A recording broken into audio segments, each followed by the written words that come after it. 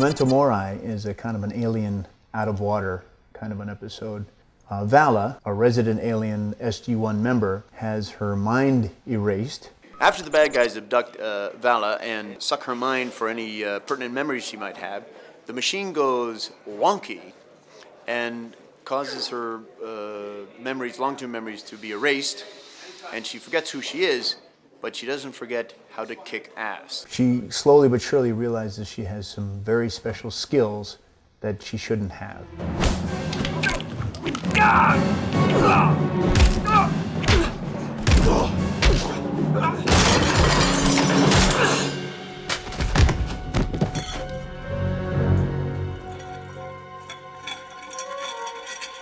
To me, this is the best type of, is it called the cold opening? You don't explain to the audience what's happening. It's cold because it doesn't warm you up. It doesn't set you up. We dare you to figure out what's happening. Action episodes are fun to direct, and this has a lot of action in it. And it's not the typical kind of action that we have on Stargate. There's car chases, there's a lot of punching and kicking. So it's a nice change of pace.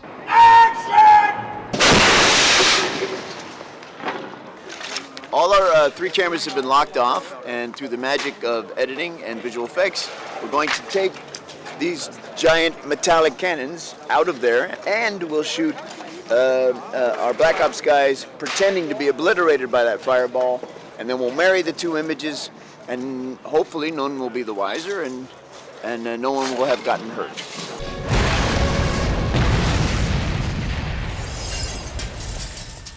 The episode involves a super secret organization called the Trust, and the Trust tend to hang out in warehouses. The warehouse we ended up using actually had 3 different special spaces and 3 different entrances. Even though they all came together and they were all had contiguous walls, we were able to use that warehouse as 2 different warehouse infiltration places, and then we had yet another warehouse for the finale of the episode. Where Vala is hiding out and the Trust is trying to grab her. Today we're breaking into warehouses, something we're very good at. There's never too many warehouse busting in scenes that you can do, I find. And Joe and Paul have seen fit to write not 1, but 2 warehouse busting in scenes, followed by the finale, which is yet another warehouse busting in scene. Paintballs are a great fast way of getting bullet hits on stuff without a lot of time-consuming wiring and rewiring. They take a paintball, normal paintball, that shell, and they put zirconium and other debris in there that cause it, when it impacts, it creates a spark. There's no hole there, but if you hit metal with the zircon, it looks like the metal sparking. A lot of times, what we like to refer to as the special effects department, they're a little too eager to shoot the paintballs near our featured cast. And of course, that makes them very anxious. Laurel Chartrand did a great high fall for us. Now, when we first envisioned this, we thought we would just stack up a couple of containers and then have a guy just go flat back, just straight back, and then go into some cushions. And when Laurel showed up, he suggested that he actually land in some pallets. There were a bunch of forklift pallets there anyway. He made this suggestion. He said, what if I did it a 1.5? I'll hit my back and then I'll go over again. I said, well, that's pretty cool. That looks like it's out of control. 1, I launch myself onto the crates. You get a tighter shot of the impact, pull them out, put the pads in, and you do your wide shot just about to the pads. If I'm standing up here on top of the thing, I take the hit and I fall onto what is the edge of this building. I get it. And then it flips me over this way. And that way. And you'll land on your back again. Yeah. You'll go like that. Yeah, and then because the impact will land on the back. That's cool. That's way cool. He saw pallets, he wants to break them. He hates these pallets.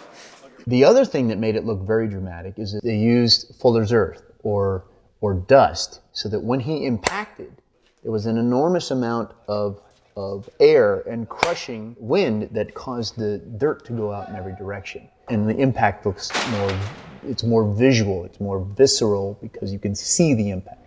And we also use something called a wide angle lens. Watch as I come at you. Okay, Nothing, right?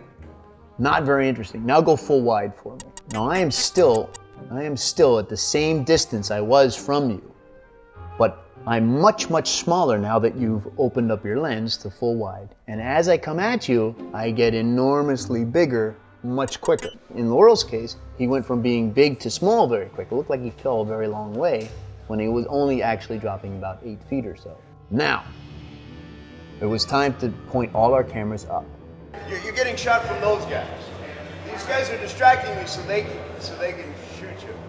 Took the pallets away, we put the proper cushions in the place, and Laurel did this wonderful high fall for us where he actually hit the edge of the thing with his shoulder blades and went over 1.5 times and then ultimately landed on his back in the cushions, which I thought looked great.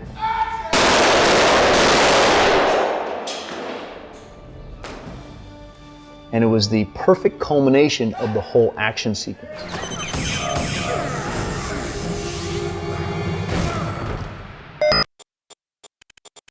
I've never really done a proper car chase where you're weaving in and out of traffic. That's usually feature film territory.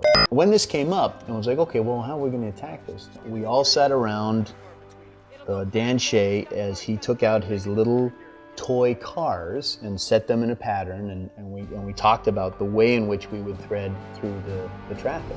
We're all going to pull out onto the highway, and then we're going to do our pre-worked out car choreography. We're going to have one of the cars turning left into this lane, which forces the motorcycle to go around. The motorcycle will go around 2 cars, carry up down the middle. In the meantime, the Predator, which will be leading the motorcycle, seeing him coming at him.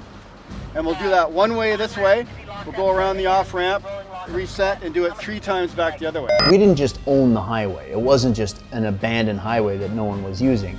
There were many, many people involved. In fact, we had what they call a rolling roadblock, in which we would slow down traffic, get on, put our own cars out there and weave through them, and then get off and turn around. Well, the setup for that took a little bit. And so if you didn't get the shot and you had to do it again, you had to go all the way back around and set it up again. Literally, Dan Shea, our stunt coordinator, had been working on another show. He said, you know what, there's this thing.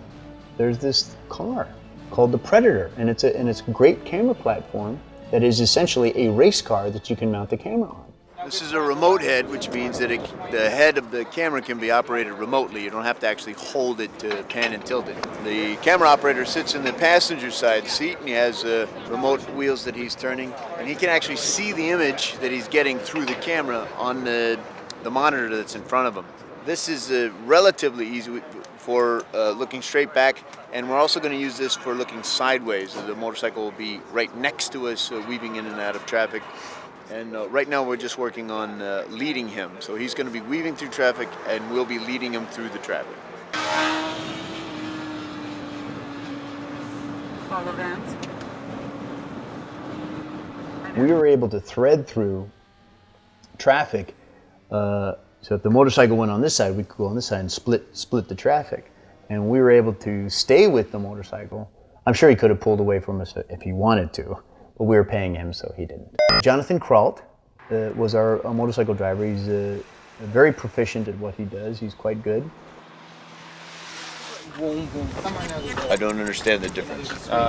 One is just smooth going through, the other one is kind of, he's hesitating, he's going for the next one, he's stopping, he's staying in the lane for a second, then he's darting in. Whichever looks cooler. And he even did a wonderful peel out for us, which is not an easy thing to do when a whole bunch of people are watching you and you have an underpowered bike.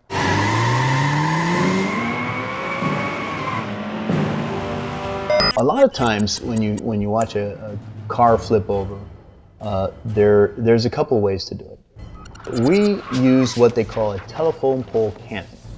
A telephone pole cannon is what it used to be, was a telephone pole, a big piece of wood, in a cannon, and at the proper time, when the driver would pitch the car sideways, and he'd hit a button which would cause this rapidly expanding gas to push this telephone pole into the ground, the car would then go over like that.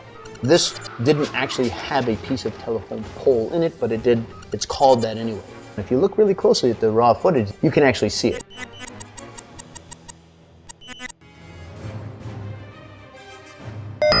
Gordon, my DP, helped me figure out what would be the best places to put the camera.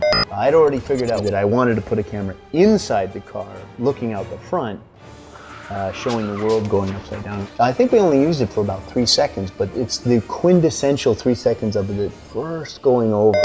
And I think most people would be very surprised to hear this. The car actually rolled over once. But in the sequence, the car rolls over 4 times.